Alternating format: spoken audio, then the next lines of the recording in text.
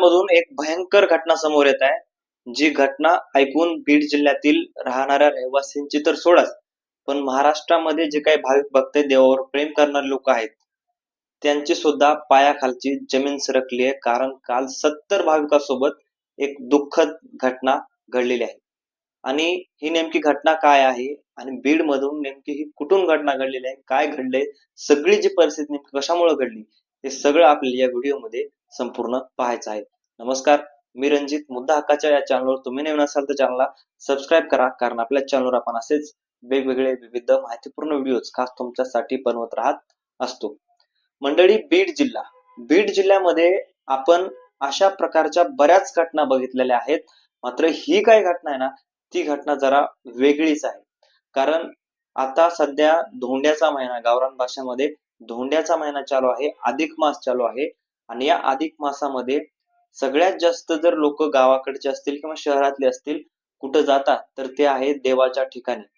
पुरुषोत्तमपुरी, बीडच्या माजलगाव तालुक्यामध्ये पुरुषोत्तमपुरी एक प्रसिद्ध देवस्थान आहे. पुरुषोत्तम महाराजांचं दर्शन घ्यायला भरपूर महाराष्ट्रामधून किंवा महाराष्ट्रा बाहेरून सुद्धा भाविक भक्त येत असतात. त्या ठिकाणी मोठ्या प्रमाणामध्ये गर्दी होत असते. आणि आता तर अधिक मास चालू आहे, धोंड्याचा महिना चालू आहे. आणि या धोंड्याच्या महिन्यामध्ये मोठ्या प्रमाणामध्ये गर्दी त्या ठिकाणी झालेली होती. पुरुषोत्तमपुरी या ठिकाणी झालेली होती. आता या पुरुषोत्तमपुरीला गर्दी झालेली आहे आणि त्या ठिकाणी बोटीमध्ये जे काय आहे तिथून जावं लागतंय. तिथं गोदावरी पात्रामधून बोटीमधून पुढे जावं लागते. तर त्या ठिकाणी भरपूर लोकांची गर्दी होती. आता बोटीवाले तिथं भाड्याने देतात, भाड्याने पैसे घेतात. 60-60, 70-70, 100-100 रुपये एक जणाकडून हे घेत असतात. मग या बोटीवाल्यानं काय केलं, तर त्या बोटची लिमिट समजा 15 जणांची, 20 जणांची, पण त्यानं 60 ते 65च्या दरम्यान लोक त्या बोटीमध्ये बसवली आणि दुसऱ्या पार नेण्यामध्ये तो निघत चालला किंवा बोट पुढे पुढे चालली.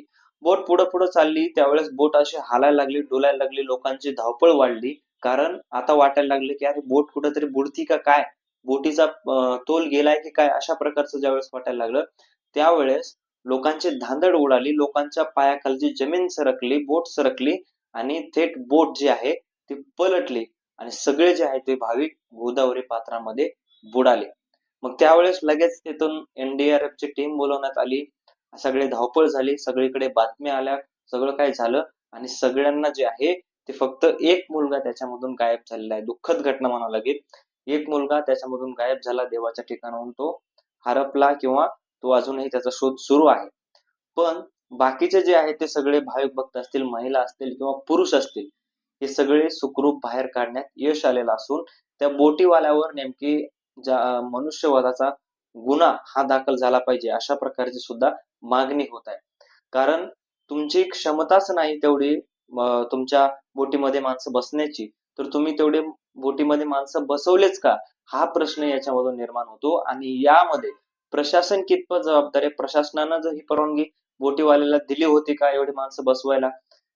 जर एका ठिकाणी समजा पॅसेंजर ऑटो आहे, त्या ऑटोवाल्याला जर आपण विचारलं की तुला किती माणसं क्षमता आहे, तर तो सांगतो पाठीमागे 3 आणि पुढे काहीच नाही, फक्त 3 माणसं क्षमता या ऑटोवाल्याला देतात.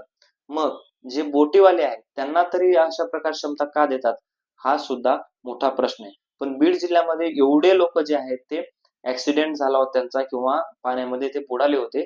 मात्र पुरुषोत्तम भगवान महाराज यांची जी काय आहे ती पुण्य आहे म्हणावं लागेल, किंवा त्यांचं जे काय आहे ते भक्तावर प्रेम म्हणावं लागेल. त्याच्यामुळे भक्त वाचलेले आहेत. मात्र एक मुलगा जो आहे तो बेपत्ता आहे. त्याचा शोध लागलाय का नाही, ह्याची अजून बातमी आलेली नाही किंवा शोध अजून तरी लागलेला दिसत नाही. पण सगळ्यात महत्वाचे याच्यावर कारवाई, किंवा पुरुषोत्तमपुरी असतील किंवा कुठल्याही देवस्थानात तुम्ही जरी गेलात, बोटीमध्ये जात असताना, प्रवास करत असताना तुम्ही आधी चेक करा किती माणसं त्या बोटीमध्ये बसलेत आणि तिथून तेवढे माणसं बसू शकतात का, तेवढे माणसाची कॅपॅसिटी त्या बोटची आहे का, हे सगळं तपासून त्या बोटमध्ये बसा. कारण गोदावरी पात्रामध्ये एवढे लोक वाचलेत, पण पुढे अजून काही पुढच्या घटना समोर येऊ शकतात. अशा प्रकारच्या घटना कुठून येऊ शकतात, कारण फक्त बोटीवाल्याला पैसा कमवायचा आहे, पण त्याला जीवाची काळजी आहे की नाही हे सुद्धा बघणं त्याच्यामध्ये महत्वाचं आहे.